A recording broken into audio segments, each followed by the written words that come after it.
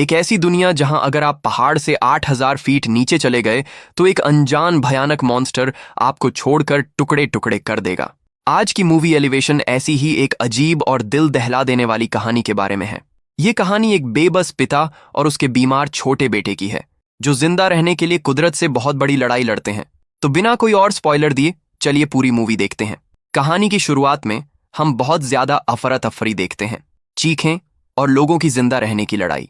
Military radio पर कह रही है कि एक अजीब तरह के मॉन्स्टर ने पूरी दुनिया पर हमला कर दिया है। कोई नहीं जानता कि वे कहां से आए या क्यों आए। कोलोराडो शहर पूरी तरह से तबाह हो गया है, लेकिन एक अजीब बात यह देखी गई कि ये मॉन्स्टर पहाड़ से 8,000 फीट ऊपर नहीं चढ़ सकते। इसलिए सिर्फ वही लोग बचे जो पहाड़ की चोटी पर थे। बाकी दुनिया एक पल में खत्म हो गई। 3 साल पलक झपकते ही बीत गए। बचे हुए कुछ लोग अब कोलोराडो में रॉकी माउंटेन्स की सबसे ऊंची चोटी पर छोटी छोटी बस्तियां बना रहे हैं। यहीं हमारी कहानी का मेन हीरो विल और उसका छोटा बेटा हंटर रहते हैं। हंटर बहुत हेल्दी लड़का नहीं है। उसे जन्म से ही फेफड़ों की प्रॉब्लम है, इसलिए उसे हर रात ऑक्सीजन मशीन के साथ सोना पड़ता है। एक दिन छोटा हंटर अपने पिता पर थोड़ा गर्व महसूस करते हुए पहाड़ की खतरनाक लिमिट से थोड़ा नीचे चला जाता है, यानी 8,000 फीट। उसके हाथ में एक दूरबीन थी। वह असल में देखना चाहता था कि दूर किसी दूसरे पहाड़ पर इंसानों के कोई निशान हैं या नहीं। लेकिन वापस आते समय उसे एहसास होता है कि कोई चीज उसका पीछा कर रही है। एक लाल बत्ती उसका पीछा कर रही है। यह एक खून का प्यासा मॉन्स्टर था। हंटर अपनी जान बचाने के लिए भागने लगता है। उसे पहले से ही फेफड़ों की प्रॉब्लम है। उसे सांस लेने में दिक्कत हो रही है, लेकिन वह रुकता नहीं है। जैसे ही मॉन्स्टर उसके बहुत करीब आता है, हंटर 8,000 फीट का वह सेफ मार्क पार कर जाता है और तुरंत मॉन्स्टर वहीं रुक जाता है। लेकिन मॉन्स्टर मरा नहीं है। वह बस उस लाइन को पार करके ऊपर नहीं चढ़ सकता। मॉन्स्टर नीचे जंगल से हंटर को डरावनी नजर से देख रहा था। जब हंटर घर लौटा तो उसके पिता विल बहुत गुस्से में थे। विल चिल्लाए, क्या तुम्हें पता है कि तुम्हारी तबीयत ठीक नहीं है? अगर तुम्हारी सांस बीच में ही खत्म हो जाती तो क्या होता? असल में विल अपने बेटे से बहुत प्यार करता है, इसीलिए वह उसे खोने के डर से ऐसा कर रहा था। हंटर को हर रात ऑक्सीजन मास्क लगाकर सोना पड़ता है और विल अपने बेटे की सभी जरूरतों को पूरा करने के लिए दिन भर मेहनत करता है। विल का एक दोस्त था जिसका नाम कैडी था। कैडी ने विल को समझाया कि हंटर असल में बहुत अकेला महसूस करता है। इस पहाड़ पर उसकी उम्र में उसका कोई दोस्त नहीं है और वह जहां भी जाता अपनी मां को आखिरी बार देखता। असल में हंटर की मां 3 साल पहले उन मॉन्स्टर्स के हमले में मर गई थी। एक दिन विल और कैडी नीचे पहाड़ से अपनी पड़ोसी नीना को देख रहे थे। नीना पहले एक बड़ी साइंटिस्ट हुआ करती थी। वह अब दिन रात इस बात पर रिसर्च कर रही है कि वे मॉन्स्टर्स कैसे मरते हैं। नीना मॉन्स्टर्स की सख्त स्किन के साथ एक्सपेरिमेंट कर रही थी। उसका सपना एक ऐसा हथियार बनाना है जो इन मॉन्स्टर्स को खत्म कर सके। जब विल घर लौटता है तो उसे पता चलता है कि हंटर की ऑक्सीजन मशीन का फिल्टर लगभग खत्म हो गया है। उसके पास बस कुछ ही फिल्टर बचे हैं। इन फिल्टर के बिना हंटर जिंदा नहीं रहेगा। विल बहुत परेशान है। उसे लगता है कि पड़ोसी शहर के हॉस्पिटल में बहुत सारे फिल्टर होंगे, लेकिन एक ही प्रॉब्लम है। हॉस्पिटल पहाड़ से बहुत नीचे मॉन्स्टर्स के किंगडम में है। आज हंटर का बर्थडे है। विल को मैक एंड चीज नाम के एक तरह के खाने का पैकेट ढूंढने में मुश्किल हो रही है, जो हंटर को बहुत पसंद है। लेकिन हंटर डिनर टेबल पर परेशान बैठा है। वह अपने पापा से पूछता है, पापा, हम नीचे क्यों नहीं जा सकते? क्या वहां नीचे कोई और नहीं है? विल उसे शांत करने की कोशिश करता है, लेकिन वह खुद जानता है कि सिचुएशन कितनी खराब है। उस रात हंटर को जोर का दौरा पड़ता है। विल को एहसास होता है कि उसके पास अब और टाइम नहीं बचा है। उसे वैसे भी नीचे हॉस्पिटल से ऑक्सीजन फिल्टर लाना है, लेकिन अकेले जाने का मतलब था पक्की मौत। इसलिए वह आधी रात को साइंटिस्ट नीना के पास जाता है। विल और नीना के बीच पहले से ही खराब रिश्ते थे, क्योंकि 3 साल पहले विल की पत्नी की मौत हो गई थी जब वह नीना के साथ एक एक्सपीडिशन पर गई थी। विल अब भी नीना को अपनी पत्नी की मौत का जिम्मेदार मानता है। फिर भी उसने अपने बेटे की जान बचाने के लिए नीना से मदद मांगी, क्योंकि नीना अकेली ऐसी इंसान थी जो नीचे से एक बार जिंदा वापस आई थी। इसलिए नीना पहले तो राजी नहीं हुई। वह जानती थी कि नीचे जाना सुसाइड जैसा होगा, लेकिन जब विल ने उसे याद दिलाया कि नीना उसकी पत्नी की मौत के लिए जिम्मेदार है, तो नीना अब और मना नहीं कर सकी। उसने विल के साथ एक्सपीडिशन पर जाने का फैसला किया। सुबह विल ने सारे हथियार पैक किए और तभी कैडी वहां आ गई। उसने कहा, क्या तुम भी हंटर की मां की तरह हमें छोड़कर जाना चाहते हो? मैं तुम्हें अकेले नहीं जाने दूंगी। कैडी बहुत बहादुर लड़की है। वह एक ग्रेनेड लॉन्चर लेकर गई थी और कहा था कि वह भी जाएगी। जब विल हंटर को अलविदा कह रहा था तो छोटी हंटर बहुत इमोशनल हो गई। उसने अपने पापा से कहा, माँ, लेकिन आपने तो कहा था कि आप 5 दिन में वापस आ जाएंगे, लेकिन वह कभी वापस नहीं आई। क्या आप भी वापस नहीं आएंगे? विल ने वादा किया कि वह जरूर वापस आएगा। उन तीनों ने नामुमकिन रास्ते पर अपना सफर शुरू किया। वे पहाड़ की ढलान से नीचे उतरने लगे। नीना ने उन्हें एक खास कंपास दिखाया। यह कंपास कोई आम कंपास नहीं है। इसे मॉन्स्टर्स की मौजूदगी का एहसास होता है। इन मॉन्स्टर्स के शरीर में एक तरह की अजीब मैग्नेटिक ताकत होती है जो कंपास की सुई को अस्थिर कर देती है। थोड़ी देर चलने के बाद उन्होंने एक तबाह मिलिट्री काफिला देखा। कुछ साल पहले यहाँ एक भयानक युद्ध हुआ था जिसके सबूत चारों ओर पड़े हैं। वहां विल को एक शक्तिशाली ग्रेनेड लॉन्चर मिला, लेकिन दिक्कत यह थी कि विल को इसे चलाना नहीं आता था। फिर बहादुर कैडी आगे आई। उसने कहा कि मैं टेक्सास की लड़की हूं, मेरे पापा ने मुझे बचपन में ये सब चलाना सिखाया था। कैडी ने राइफल के नीचे लॉन्चर लगा दिया। समय बचाने के लिए उन्होंने एक पुरानी स्की लिफ्ट इस्तेमाल करने का फैसला किया। अगर वे उस लिफ्ट से अगली पहाड़ी पार कर पाते तो वे बहुत दूरी बचा लेते, लेकिन जैसे ही वे नीचे उतरे, नीना का कंपास पागलों की तरह घूमने लगा। इसका मतलब था कि मॉन्स्टर बहुत पास था। अचानक झाड़ियों के बीच से एक भयानक दहाड़ सुनाई दी। विल पावर चालू करने के लिए लिफ्ट कंट्रोल रूम की तरफ भागा। इस बीच कैडी और नीना ने पोजीशन ले ली। मॉन्स्टर झाड़ियों के रास्ते उनकी तरफ आ रहा था। कैडी ने अपने ग्रेनेड लॉन्चर से एक बड़ा राउंड फायर किया। एक जोरदार धमाका हुआ, लेकिन मॉन्स्टर को कोई नुकसान नहीं हुआ। ये बस कुछ सेकंड के लिए रुका। विल किसी तरह जनरेटर चालू करने में कामयाब रहा और लिफ्ट चलने लगी। विल और नीना जल्दी से एक चलती हुई कुर्सी पर चढ़ गए, लेकिन कैडी अभी भी नीचे थी। जब मॉन्स्टर कैडी के बहुत पास था तो कैडी लिफ्ट के लोहे के पोल पर चढ़ने लगी और एक बड़ी छलांग लगाकर चलती हुई कुर्सी को पकड़ने ही वाली थी। उसी समय मॉन्स्टर ने अपनी लंबी ट्यून से लिफ्ट केबल को जोरदार झटका दिया। पूरी केबल हिल गई और हमारे सभी हीरो जमीन पर गिर पड़े। किस्मत से वे बहुत नीचे नहीं थे। वे जल्दी से उठे और फिर से 8000 फीट की ऊंचाई की लिमिट तक भागे। मॉन्स्टर भी लिमिट के पास रुक गया। उस रात उन्होंने रिजॉर्ट के एक घर में पनाह ली। वहां बैठकर नीना ने उन्हें कुछ अजीब जानकारी दी। उसने कहा कि ये मॉन्स्टर बाघ या शेर की तरह शिकारी नहीं है। वे लोगों को मारते हैं, लेकिन वे मांस नहीं खाते। इसका मतलब है कि वे सिर्फ लोगों को धरती से मिटाने आए हैं। इससे भी ज्यादा हैरानी की बात यह है कि ये मॉन्स्टर जानवरों के साथ कुछ नहीं करते। वे सिर्फ लोगों को देखकर ही कातिल बन जाते हैं। लेकिन क्यों? असल में इस सवाल का जवाब किसी को नहीं पता था। अगले दिन उनके सामने एक नई रुकावट आ गई। उनके सामने एक माइन टनल थी। अगर वे इस टनल से गुजरते तो वे बहुत जल्दी सिटी हॉस्पिटल पहुंच जाते।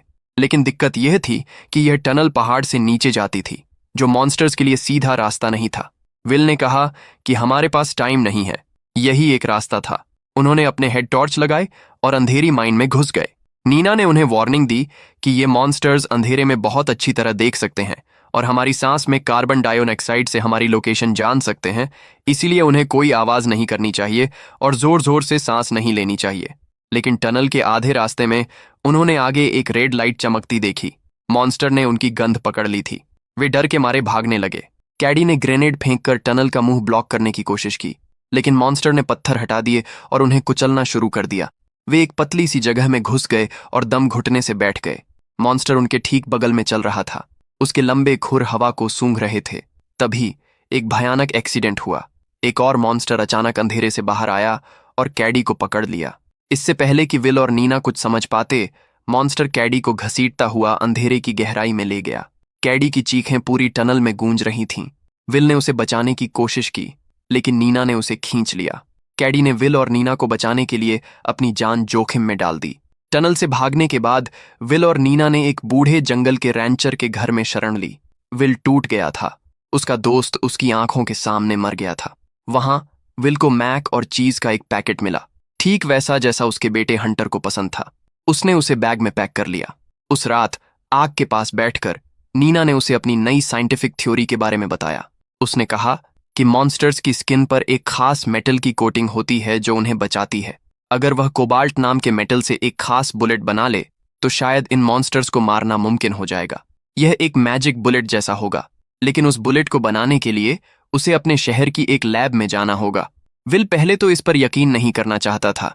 उसने कहा, ये सब परियों की कहानियां छोड़ो, मुझे बस एक फिल्टर चाहिए।